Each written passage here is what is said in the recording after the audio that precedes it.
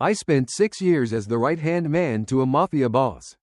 I've blocked more bullets for him than a full magazine can hold. Which is why he blatantly favors me, high salary, free room and board, and he's always taking me on business trips that feel more like luxury vacations. The mafia princess who's obsessed with him is green with envy. She framed me, claiming I'm a mole. That night, I lay on the boss's bed, sobbing and tattling like a spoiled brat. Boo-hoo. Boss, your childhood friend is bullying me again. Another high-quality story is starting. You're listening to Pride in Fiction. Don't forget to hit that subscribe button to stay updated. I am the most trusted subordinate of the underworld's top boss. I've followed him for 6 years and crossed through the gates of hell more than 10 times for him. Because I've been heavily injured so often, I'm now allowed to slack off, relying on Lu Yuji's protection. I don't show up unless it's absolutely necessary. When the underlings fight, I smoke. When the boss gives orders, I hide in the bushes and farm creeps. The people in the organization respect me because I'm not afraid to die. Since I have a decent amount of charisma, they started cozying up to me, calling me second brother. Whenever someone wants to get married or visit relatives but is too scared to ask Lu Yuji for a discount or leave, they run to me with a crate of motai and my favorite pizza combo. I'd smile so wide my mouth wouldn't close as I accepted the gifts and started eating right then and there. Second brother, can this be done? Sure. I'd shove a piece of tiramisu into their hand. Leave it to me. I'll go steal his official seal tonight. Dismissed.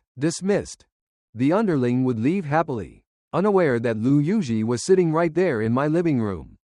He'd walk out, look at the high-calorie feast on the table, and chuckle. My solid gold seal is only worth this much? I'd smile back and hand him a scoop of ice cream. Just earning a little pocket money. Thank you for your grace, boss. The boss gave a half smile and pulled me up to the second floor. Pinning me down, a thick scent of tobacco filled the air, hitting my senses. Want to steal my seal? Tell me, how should you be punished? I wasn't just Lu Yuji's second in command. I was his bed partner. This relationship started 3 years ago after a rival gang drugged him. The boss of our Yincheng Sect was famous for staying away from women. Cheng Yu, the rival boss, didn't believe it and loved using dirty tricks. He had a lab dedicated to all sorts of toxins. That night, after a victory banquet, he dismissed everyone, being his famous lapdog. I naturally didn't leave, even if he tried to kick me out. I stayed. On the way to the hospital, Lu Yuji told me to drive straight home. His heavy, ragged breathing surrounded me like surround sound, echoing into my heart. Only then did I realize he hadn't been hit with an ordinary toxin. Lu Yuji sat in the passenger seat, tearing at his tie in frustration. His slicked back hair had a few stray strands falling over his forehead, but they couldn't hide his predatory gaze. He looked at me like a trapped beast, viscous and burning. I swallowed hard.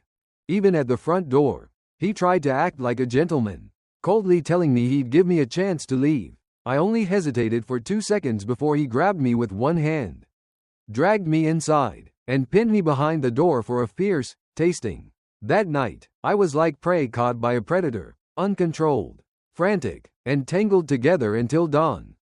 Afterward, our relationship became completely chaotic. Often, after a bloody mission, we'd kiss while smelling of iron and gore, then stumble into bed. We kept this ambiguous relationship for 3 years. He treated me better and better, so well that the mafia princess of the main family began to despise me. The next day, I arrogantly tossed the stamped document to the underling. "A Chang." He grinned and asked why I was walking while holding my waist. I couldn't laugh. Whatever Lu Yuji did last night, 10 steaks wouldn't be enough to recover my stamina. I was about to curse him out when A Chang nudged my elbow. "Second brother. Looks like Miss Su is here." Su Ran is the only daughter of the old man who controls the Dongying Society, which oversees both the Yincheng Sect and the Julian Gang. Dongying is an international crime syndicate, and under Lu Yuji's management, Yincheng's industries have almost been whitewashed. On financial newspapers, our boss looks like a refined, overseas-educated entrepreneur in a tailored suit. But the next day, the headlines read, "Shocking! Dongying heiress reveals relationship with business rising star Lu Yuji. What relationship? At most, they were half-childhood friends. When Lu Yuji was 19 and working for Dongying, the 14-year-old Su Ran took one look at him and was hooked. She'd been pestering him for 7 years. HMPH, the half-childhood friend, is here. Su Ran stormed into my private office and threw a crocodile skin bag worth over 100K at me, knocking over an 80K art piece Lu Yuji had bought at an auction. I laughed and clapped. Welcome, Miss Su. Please remember to settle the bill later. That was 80 United States dollars. I've hated that ugly Persian cat statue for a long time anyway. Turning it into cash suits me just fine. Cheng's eyes widened, and he quickly found an excuse to flee the battlefield. Lin Mục, you did that on purpose. Su Ran's face was red with rage. You shameless trash. Who gave you permission to go on a trip with brother Lu? Spending my father's money while you live a life of leisure. Arrogant and spoiled. Classic mafia princess. Watch your tone. Miss, I'm the vice president of this company, and our boss has been economically independent for a long time. He doesn't need your family's spare change. I put my feet up on the desk and watched her lose it. No one in the organization suspected my relationship with Lu Yuji, except her. Sometimes, a woman's sixth sense is scarily accurate. She was always asking him if he was sleeping with me and if that was why he refused to get engaged. Our boss couldn't be bothered to answer her, turning around to buy me a Coke to help me cool down instead. Su Ran wouldn't let it go, demanding to know why Lu Yuji took me everywhere but never her. I grinned and said, because you're a noob. If you're bad at the game, don't play. The mafia princess went berserk. She started attacking my background, vowing to prove I was a mole and report me to her father. I stood up and cheered. Go ahead, miss. If you win, I'll consider it my loss. That night, enduring my back pain, I ran to the Lu estate, rolled around on Lu Yuji's bed, and cried, Boo-hoo, boss, your childhood friend is framing me again. Lu Yuji used to be the one who suspected me the most. He was naturally paranoid, and my file was too clean. Grew up in an orphanage. High school graduate, worked various part-time jobs. A local thug known for fighting. They say when orphans meet, their eyes well with tears. Lu Yuji, also from an orphanage, was the hardest on me back then. He was a stubborn madman. I gave him what he wanted. I lived and died for him. If there was a bullet, I took it first. If there was a blade, I blocked it. After I barely survived a massive explosion, Lu Yuji never mentioned the word mole to me again. Actually, I just wanted a meal so I didn't have to sleep under a bridge. Getting to this position was a happy accident. The crystal chandelier in the bedroom was too bright, making my eyes sting. I tried to cover them, but my hands were pinned above my head. Lighter. My eyes hurt. My muffled groan made the boss chuckle. He bit my earlobe and said softly, weren't you just shouting that it's me or you tonight? You repressed, vengeful monster. I was wrong, boss. Lu Yuji huffed, but he eventually covered my eyes with his tie. It smelled of Silver Mountain water, the perfume I gave him. Surrounded by darkness, I felt a slight panic, as if the abyss was enough to swallow me whole. When I saw the light again, the boss was standing by the floor-to-ceiling window smoking, the smoke creating a ghostly atmosphere. Boss, I heard someone's causing trouble at the casino? Ever since my last injury, Lu Yuji hadn't let me near the gray zones. My task was just to clock in at the office and sign papers. Is your hand itching again? He held a cigarette, one hand in his pocket, looking back with a smirk. I rubbed my nose and nodded. Been slacking for 6 months. I've rested enough. His phone dinged. After looking at it, his smile vanished. You can't go on tomorrow's mission. He took the cigarette out, frowning. It's not a normal task. They suspect someone is selling white powder at the casino. Meaning someone was secretly dealing drugs on our turf. If the police found out, the whole venue would be raided. We had to strike first. But junkies are unpredictable. You're likely to get stabbed during a bust. Last time I led a raid, I stabbed a dealer 3 times. The boss thought I was dying. They say the cold-faced Yama Cried the whole way to the hospital. I laughed at him for 6 months after that. The next evening, I took a taxi to the venue just in time to see the boss stepping out of his Rolls Royce. In front of the underlings, I spread my arms in mock surprise. Wow, what a coincidence. Boss, dear brothers, I'm here to play too. The underlings, led by Yincheng, didn't dare move because the boss's face was dark. He gritted out 3 words, not a coincidence. The underlings were confused but stayed silent, afraid of getting their ribs kicked in. Finally, I was the one who gave the order to search and personally invited Lu Yuji inside. The boss has a big temper and needs coaxing. I patted my chest. With you here, boss, nothing will go wrong. Lu Yuji squinted at me. Lin Mục, you better behave tonight. Don't forget the pain just because the scar healed. I grinned. I have a great memory. I won't forget. Bang! A gunshot shattered the golden dream of the ballroom. Someone spotted the target first, and the noise was deafening. The elites started fleeing. The boss pulled his gun and stood up, warning me one last time to stay safe. He genuinely thinks if I take one more bullet, I'm a goner. I thought so too. In the crush of the crowd, I was pushed to the edge, but I didn't plan on slacking off this time. I crushed my cigarette and charged. While others used knives and guns, I used raw physical force. My hands were itching to beat these junkies senseless. The scene was chaotic. I fought until my eyes turned red. When I saw someone behind Lu Yuji raising a knife to stab him, I didn't hesitate to grab the blade with my bare hand. Enjoying the thrill? You're watching Pride in Fiction. Like and share if you want more stories like this. When second brother was sent to the hospital, the boss's face was scarier than mine. Yincheng said that even when my face was contorted in pain from the alcohol disinfecting my wound, it wasn't half as terrifying as the boss's iceberg expression. Once I was bandaged, the doctor told me to rest and keep my hand dry. Since it was my dominant right hand, I was effectively sidelined. Walking out of the hospital, I saw a light drizzle. A row of black-suited men stood at the door. Boss. Second brother.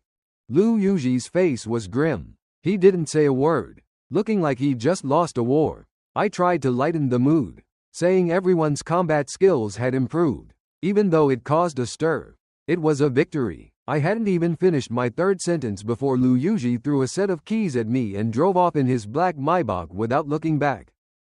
Still angry? That set of keys included his Rolls Royce and his estate. There was even a ceramic cat doll I'd given him hanging on it. Yincheng reminded me that the boss had to go to the main house for a meeting. But I didn't need to follow. Looking at the underlings, I decided to take them for a meal. As soon as we walked into the diner, customers stared. Yincheng rubbed his head awkwardly. Second brother. Didn't realize we were this popular. Is eating here too? High profile. I almost rolled my eyes. Except for me, you're all in guard uniforms and look like thugs. Of course people are going to stare. Sit there. I pointed to the most secluded spot and went to the counter. Hee. I ordered a bunch of chocolate French parfaits, the boss's favorite. I took a photo and sent it with the caption, "Too bad you're not here." Before I could hit send, Yincheng shouted, "Damn, isn't that the boss and Miss Su?" My phone slipped and hit my toe. Wincing, I picked it up and looked out the window. Su Ran was clinging to Lu Yuji's arm, her smile sweet as honey. The underlings peeked through the door, whispering, "Our boss has a gentle side. Suit and princess dress. They look like a match made in heaven. Look, he's opening the door for her himself. That's fiancé treatment right there." Fiancé? It seemed I was the only one in the organization who didn't know. Before getting into the car, Su ran through an arrogant glance my way. Lu Yuji didn't see us. Too bad. Yincheng sighed. I forced a smile and asked what was too bad. Looks like they've been together for a while. I didn't even know. The cold wind blew against my face, and the scoop of ice cream I just ate made my teeth ache. Oh right. Yincheng patted his forehead. We're idiots. Second brother, you haven't been on missions for 6 months. Actually, the boss and Miss Su started dating 2 weeks ago. The old man is retiring soon and needs to pick an heir. I nodded thoughtfully. This was a profitable deal. Besides Lu Yuji, there was the boss of the Julian gang, Cheng Yu. Both were candidates chosen by the old man to keep each other in check. Marrying the heiress was the fastest shortcut to the top. Who cares about feelings? For someone like the boss, does liking someone matter? What matters is who gets the Dongying shares and the core secrets. Even if he's using Su Ran, he's a man who will do anything to reach his goal. Mid-December. It started snowing. Because I was dressed for a fight, I only had a thin jacket on and was shivering.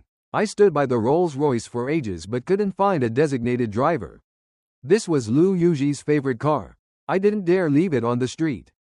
Nor did I want the underlings to know I had the keys.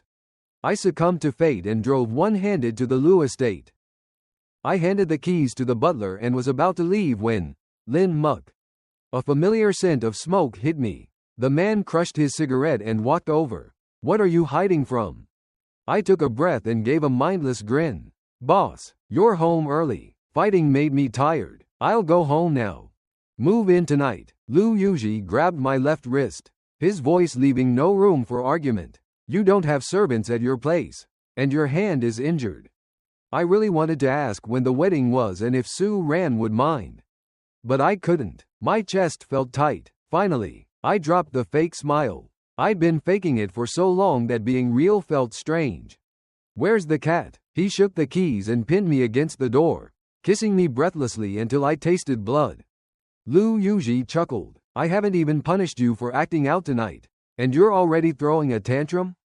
The Persian cat broke. Su ran through it. I gasped, trying to suppress my emotions. We're partners in life and death, so the doll should break too. I'll help you clean up the mess. Am I efficient or what? Lu Yuji froze, his grip on my neck loosening. He punched the wooden door hard. Who told you? I bit back the urge to fight him. If they didn't tell me, were you going to hide it until the wedding? Of course not. Then what? Are you going to tell me marrying her is just for profit and I should keep being your secret bed partner?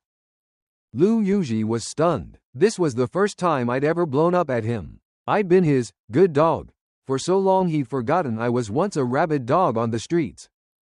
Lu Yuji, even if I'm a man, my nose felt stingy as my vision blurred. Even if I'm uneducated and from the streets, I don't want to be the third wheel in a marriage. 3 years is enough to form a habit, but I only need 3 hours to break it. Lin Muk, have you really thought this through? His voice was flat, like a dead man's. His eyes were like eternal ice. I shrugged. Since you've decided to use this path to reach the top, then from now on, we're just boss and subordinate. We've slept together for years. Let's end it cleanly. He blocked my path with his arm. Fine, we end that relationship. But your hand was injured because of me. I won't let you leave until it's healed. So, I stayed under his roof. He would do anything to get what he wanted. So I stopped struggling. He sent a servant to do everything for me, treating me like a total cripple. In the organization, he treated me like a stranger, making the underlings ask what happened. I just said he was having a mental breakdown. But I regretted making the relationship so tense because I wasn't earning pocket money anymore. The news of our fallout spread far and wide, eventually reaching Su Ran. She came to kick me while I was down. Look at that. The person Brother Lu loves most is me after all. You stayed with him for years, and he didn't even leave you a house. How pathetic. I won. I kept cleaning my gun. Yeah, he loves you most. I'm so miserable. Getting the cold shoulder sucks. Right? I'm totally abandoned. She got bored and left. That night, on the way back to the Lu house, I was ambushed and drugged. As I lost consciousness, I wondered how I'd ever apologize to him. When I woke up, the smell of blood was overpowering. I was in an iron cell. Finally awake. Vice President Lin? It was Cheng Yu, the rival boss. He was sipping wine, watching me struggle. This psycho was crazier than Lu Yuji. Kidnapping me was a declaration of war.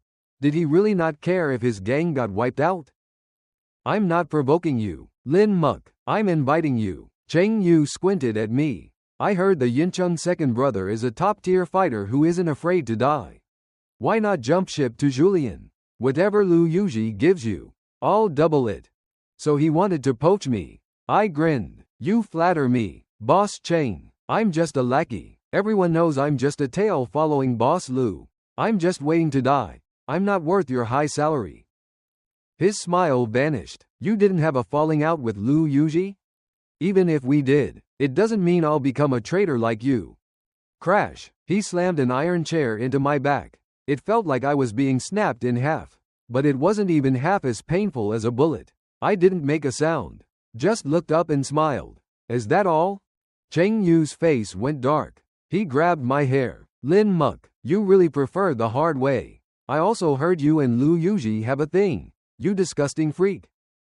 I spat in his face. Who's the freak? He went ballistic and ordered his men to torture me. They used tools meant for moles on me for an hour. Luckily, I really don't fear death. Even when I was shaking and drenched in cold sweat, I didn't give in. If I yielded, I'd be a traitor. If I didn't, he'd kill me and tell Lu Yuji I was a mole. The plot is thickening. You're tuned into Pride in Fiction. Hit that bell icon so you never miss a chapter. Lin Muk, you've got guts. Cheng Yu laughed manically and approached with a syringe. Since you don't fear pain, let's see how you handle desire. He stabbed the needle into my neck. I lost consciousness. I woke up from the heat. I was shirtless on the floor, burning up. Those bastards drugged me with that. I tried to crawl away when I realized there was a woman in the corner. Terrified, a security camera was blinking on the wall. She tried to approach me. I blocked her with an iron chair and rasped in English, "Don't come near. I'll save you once this passes." She paused, her fear turning to gratitude. But she looked at the camera and tried again. In desperation, I hit myself with the chair to knock myself out. She stopped moving. The drug was peaking. My mind was filled with Lu Yuji's face. Suddenly, the iron door was kicked off its hinges. Lu Yuji entered, covered in blood. He was wearing the same white suit from the engagement night, now stained red. "I'm sorry, Xiao Muk. I'm late." He picked me up, his voice choking. "I guess I'm a psycho too, because I let him be my antidote, right there in the enemy's dungeon." Two broken psychos, frantic and burning. After we escaped, I made him take the woman too. She'd been bought by Cheng Yu at a human trafficking auction. She gave us a lot of intel. The drug was so strong I was bedridden for a week, with Lu Yuji personally taking care of me. He finally explained. Cheng Yu did this because I stole a major project from him. He heard we were fighting and tried to use you. Actually, it wasn't his fault. I was the one who leaked the news of our fallout. Getting hit was part of my plan. Even his rescue was something I'd calculated. But he was slower than I thought. "Why were you so late that day?" I demanded. He went silent, because that afternoon was my engagement ceremony with Su Ran. My heart squeezed, so I was the only one kept in the dark. I felt humiliated and angry. But eventually, I grinned. "Congratulations, boss. Sorry for making you cheat on your first day of being engaged." For the next few days, I had a high fever. In my delirium, I heard his plans. A bomb at the wedding. A kidnapping. Going abroad. I woke up with a start. Lu Yuji was away on business. I crawled into the bathroom, sent a message, and jumped out the second-story window. At an abandoned building, a man in a low cap was waiting. "Lin, sir, I thought you'd let love rot your brain. You haven't sent a report in ages." Captain Yong hugged me. My nose went stingy. I'd been a mole for 6 years, and Yong was my only contact. I was a special forces soldier. I wanted nothing more than to return to my team. I gave him the intel. "It's time to pull the net on Dongying. The date is Lu Yuji's wedding." Because Lu Yuji planned to take out the Julian gang that day. My capture by Cheng Yu was just to push the plan forward. We just had to wait and strike.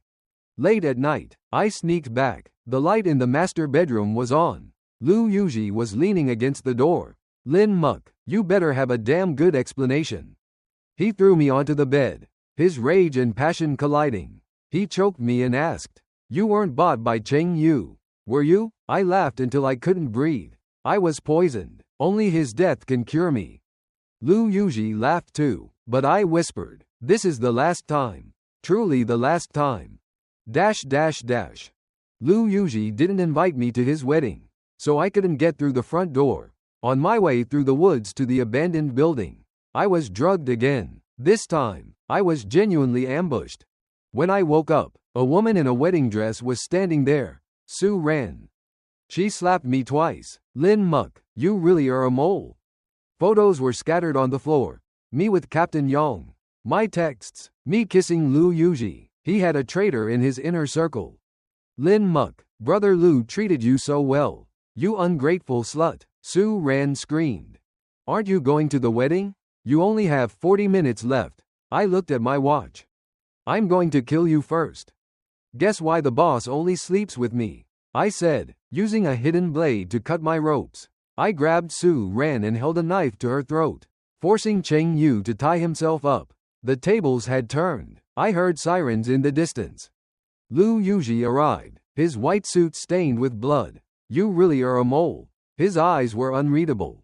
Kill me, Lu Yuji. You'll get the top credit. My hand holding the gun trembled as I pointed it at his heart. Lin Muk, don't shoot. Captain Yong rushed in and pushed my gun away. It's a misunderstanding. Mr. Lu is FBI. He's been working with us. I just got the word from upstairs. What, FBI? So he wasn't just part foreign, he was an actual agent. His engagement to Sue Ran wasn't for power, but for the mission. Lu Yuji had been undercover for 10 years, rising from the bottom to the top. He ended it early because the old man wanted to start trafficking drugs into the country, and Lu couldn't let that happen. A Chang was taken away in disbelief, repeating, impossible. I patted his shoulder and told him to reform so we could meet on the right side of the law. Later, Lu Yuji asked me, would you really have killed me that day? Yes, I said without hesitation. But he didn't know that I planned to kill him and then go undercover in the Golden Triangle, never intending to come back alive. He asked, when you said you loved me, was it real? I kicked him. I thought I was dying. What do you think? On the way home, Lu Yuji smiled. He said he'd take me out for a massive pizza feast.